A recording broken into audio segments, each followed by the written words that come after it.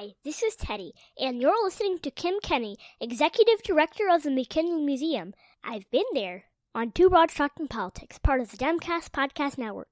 Stay home and stay safe.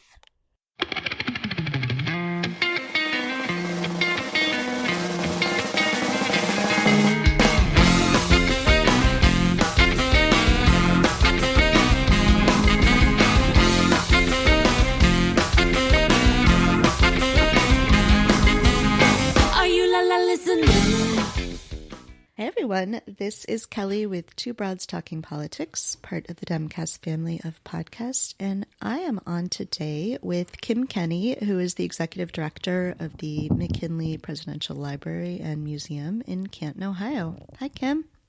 Hi. So I gotta tell you, that's the museum that I probably spent the most time in as a kid. I grew up in Stark County, so that was the museum we always went to. Right. Yeah, we're missing out field trip numbers. It's our busy season. It's the worst time for this to happen to a museum, but we'll get through it. So, Kim, we're going to talk today some about the 1918 pandemic, give some context, but I thought maybe to start, if you could just tell us a little bit about yourself and how you got interested in history and museums. Sure. I was a history major in college who had no idea what I wanted to be up, and I had to do an internship. It was a requirement. Today, everybody does internships, but back in the 90s, it was kind of rare for a college to make you do that.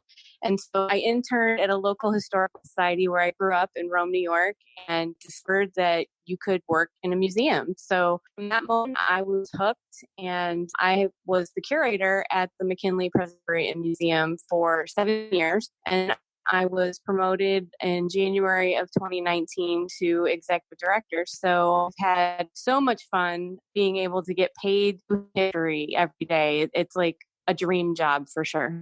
Yeah, definitely. Prior to maybe 2 weeks ago, I had never spent any time at all thinking about the 1918 pandemic, but it is something that you have spent some time thinking about. And this is, sort of alternately called the Influenza pandemic, the Spanish flu, various other names that it's given. So tell me how that is something that you became interested in.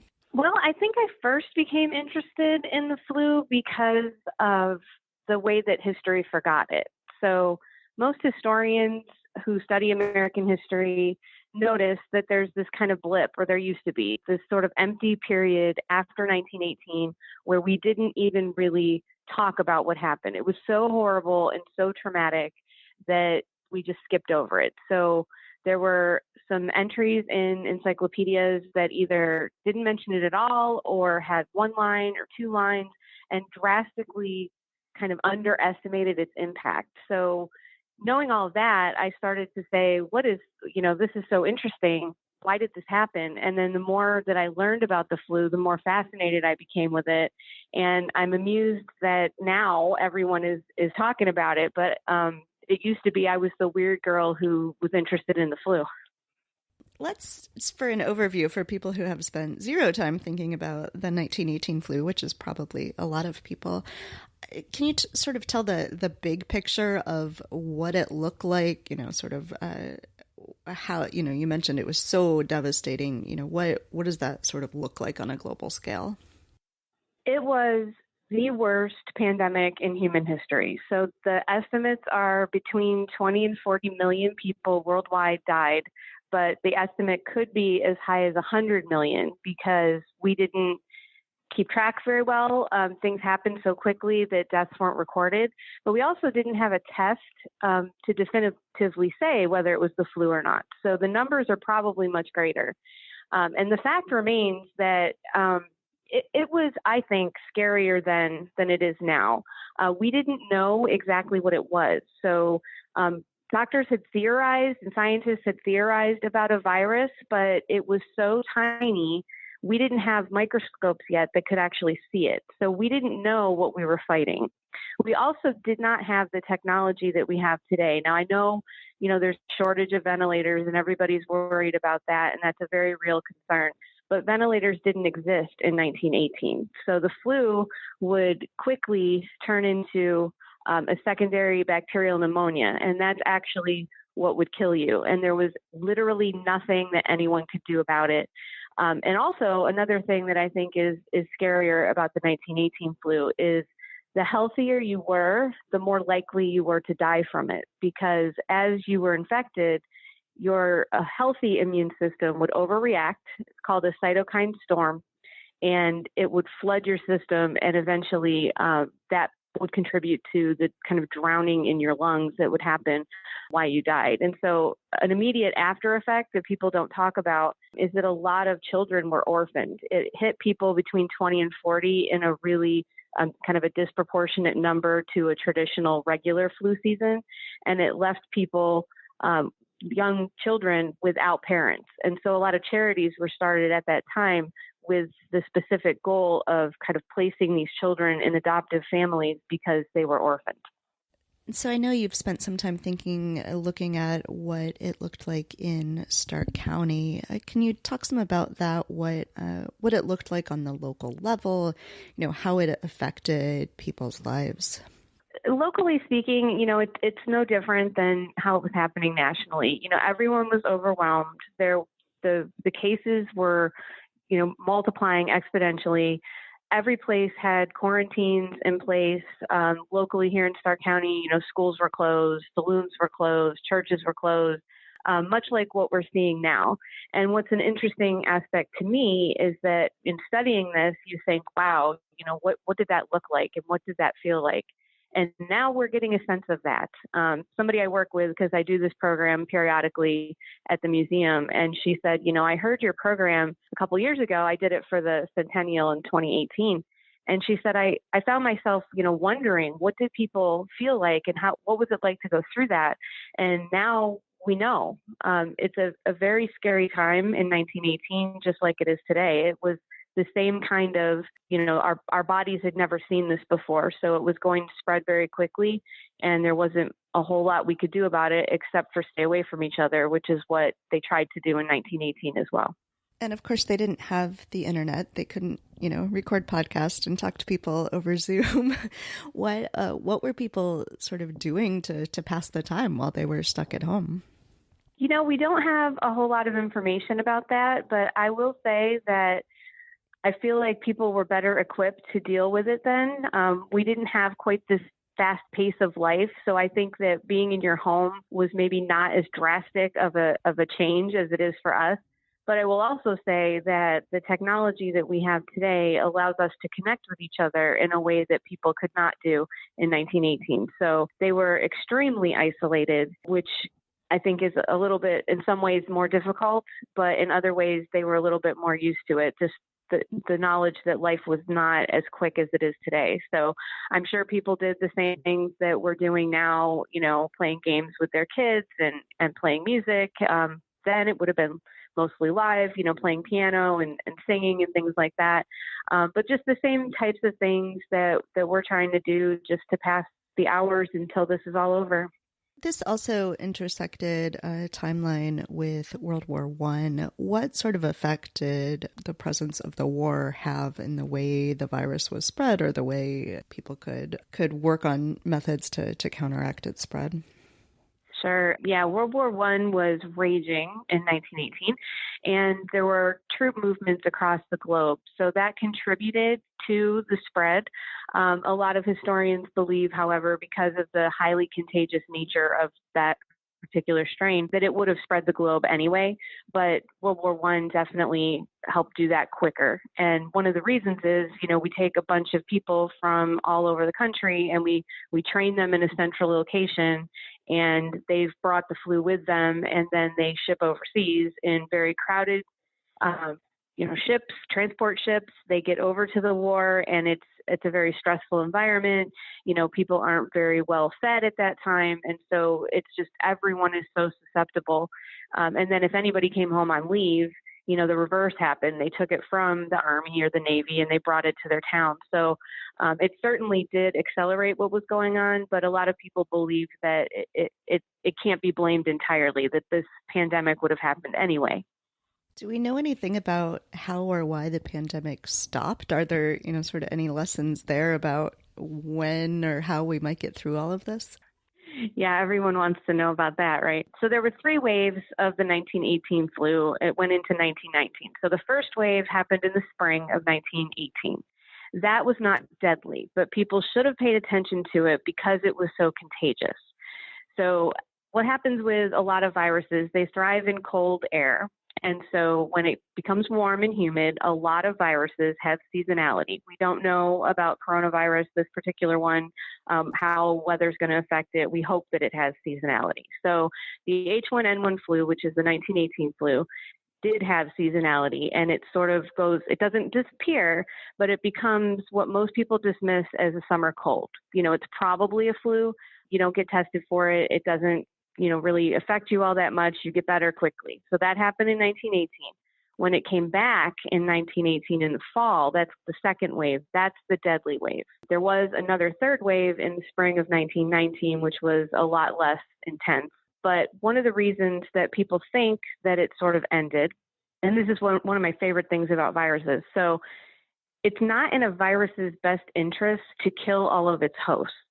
So it mutates so that it does not do that. It needs us in order to reproduce. It can't reproduce on its own. So it needs to go into our system, invade our cells, commandeer our cells to replicate itself, and then pass it on to other people. So if it kills everybody, it doesn't have the opportunity to do that. So that's one of the reasons that they think that it might have stopped. The other reason is that, we get what's called herd immunity. We like to do that artificially through vaccines. So today, vaccines, everybody doesn't have to get the vaccine for it to be effective as a whole in the community. But the same thing can happen if people get the influenza or the virus or whatever it is, and then they have immunity from it, so they can't get it again. So it stops some of that spread. So the truth is, we really don't know why the 1918 flu stopped. It's kind of one of science's mysteries, but those are some of the theories. Too bad we don't know exactly why. And so some of what we know about the 1918 flu, we actually know by using modern science. People were actually looking at it much later. Can you talk some about those efforts to sort of learn more about it in more recent times? Yeah, it's such a fascinating, it's one of those like truth is stranger than fiction kinds of stories. So after the pandemic happened, we sort of put it away and we didn't really think or talk about it.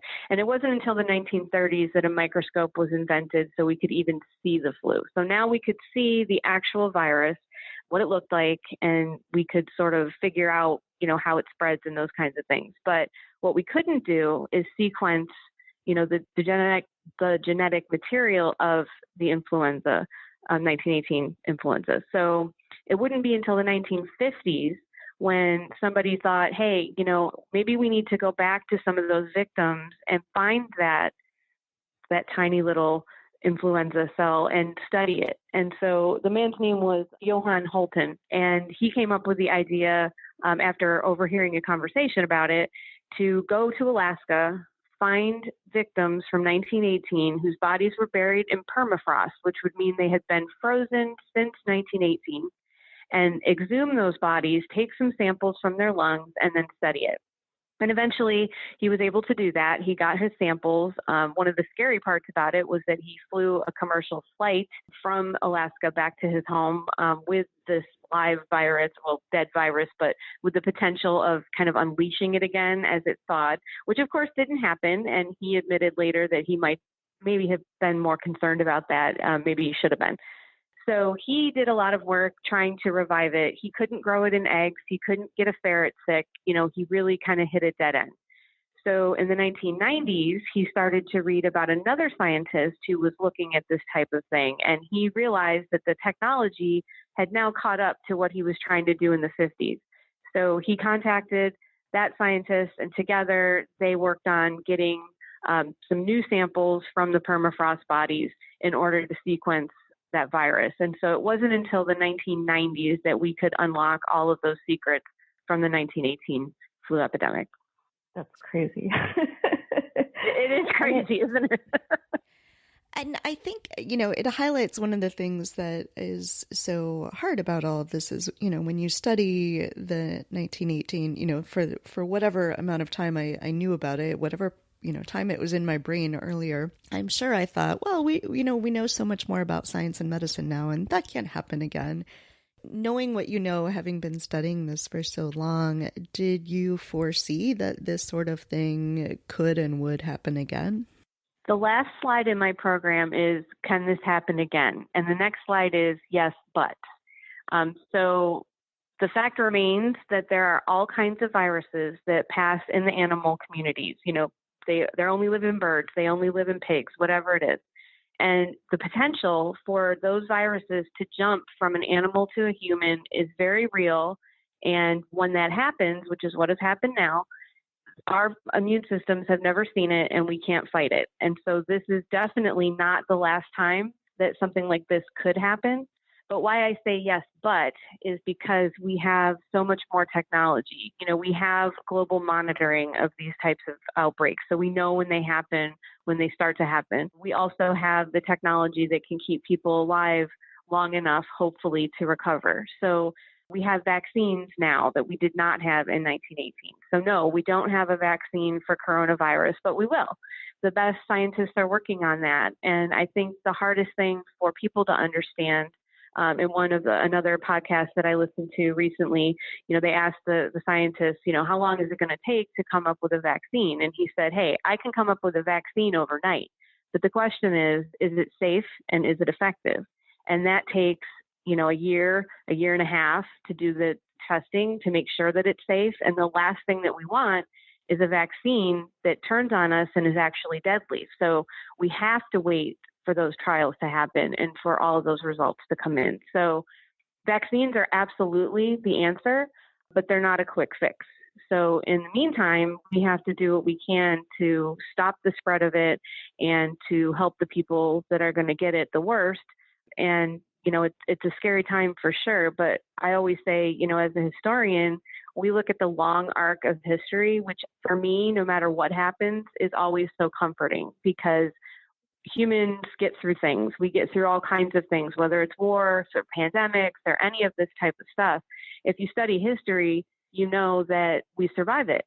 And so that's what I've been telling my staff. That's what I've been telling my friends, that we need to kind of play a long game here and know that there's a lot of scary stuff happening right now.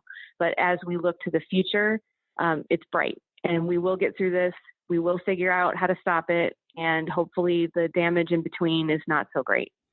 Yeah, I hope so. So, we talk a lot about flattening the curve and sort of hear the scientific reasons for doing that. But there are examples from 1918 of how that actually played out, how that worked, that doing all of this work of social isolation and quarantining actually had an effect in cities.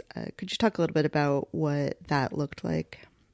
I have been so gratified to see those memes floating around Facebook talking about Philadelphia and St. Louis. And, what happened in Philadelphia, and I'm sure many of your listeners have seen this graph, is that it spiked really, really high. And the reason that it spiked so high in Philadelphia was because they did not take any precautions and they did not stop a war bond parade that was happening in Philadelphia. So huge mass gathering of people outside. It doesn't matter. I think that's one of the things that people are kind of not getting right now. When we talk about social distancing, even though you're outside, you have to stay away from each other. And there are still people who are gathering outside feeling like they're safe somehow. Well, you're not. And Philadelphia is a perfect example of that. So they all go together in this big parade, and then immediately their numbers start spiraling out of control. And that overwhelms the medical system, which is why we talk about flattening the curve. It's not necessarily, it is about, stopping the spread, but it's about slowing it down so that we don't overwhelm the medical system. So in Philadelphia, that's that orange spike that you see on that graph. And then the blue sort of gentle curve is what happened in St. Louis when they took it more seriously and started to keep people apart. And so, this is an example where we have evidence of how it worked and how it didn't work, by which cities did what. And so that's why we really need to pay attention to those things, because that's the only way that we're going to actually survive this, is to flatten that curve. And I know people are sick of hearing that phrase, but that's the key to all of this, so that you don't overwhelm all of the ICUs and the doctors and the nurses that are trying to save everybody's lives right now. Are there any other things you'd like to make sure that we talk about, or lessons that we should be pulling from the 1918 pandemic? I think one of the things that's bugging me right now is when I see people talking about the 1918 flu, they're calling it the Spanish flu. And that's an unfair name for the flu. What actually happened was, during World War I, Spain was unaligned in the war. And so their media was not censored. And so they were one of the only countries who was reporting about what was happening in that first wave in the spring of 1918. It was all throughout Europe. Spain was not the only country. It didn't originate in Spain. We don't know where it originated, but we have theories about where it originated, probably in China. A lot of these things start in China, but it could have been other places. But we don't blame Spain for it. It was just that they were the ones who were reporting on it. And so even 100 years later, I am seeing people talking about the Spanish flu, and it's like, no. It was not a Spanish flu. It was just a regular flu that happened to be deadly that one year. And another thing is that flu is H1N1. So the way that scientists name the flus are how those proteins are numbered. And so the first ones that they found, the hemagglutinin and the neuraminidase, are the H and the N. So the H1N1 are the first ones. So we have 15, I think, H's and 9 N's, and they're all different combinations, and we name the flus that way. So the H1N1 flu is also commonly called the swine flu, and so that has come back. It's never been deadly the way that it was in 1918, but it has come back, and it does circulate. The other thing I think that is important to understand about this is the way our flu vaccines work. So we have to decide by January what we think the next flu season's flus are going to be. And I think it's only maybe 3 different types of flus that we can include. So you kind of base it on what you know and what you think is coming. So in order to get enough vaccine made before flu season starts, so you can get your flu shot around August, I think, you have to know which ones you're going to focus on in January. So you take all that time and you develop the vaccine, and then it turns out, a different strain is really the one that's going around. So a lot of people misinterpret that and say that vaccines don't work, or it's not as effective, or I don't think I need to get one. But the fact remains that the flu vaccine is extremely important to get. And as you take those different vaccines in the different years, you build up a little bit kind of a variety, a little smorgasbord of antibodies for different things. And so that'll help your body later on to fight some of those strains. So I think it's important for people to take the vaccine seriously and to make sure that you get one every flu season. And I feel like this experience is going to make sure that people do that in greater numbers. I've been thinking a lot about how you don't want to have to go to the hospital for anything else right now that's not coronavirus. So I'm very glad I won't get the regular seasonal flu right now. For sure. Yeah. And that's the thing, too, that I think people need to think about right now is that the coronavirus is terrible and it is growing for sure, but people are still going to have heart attacks. People are still going to have babies.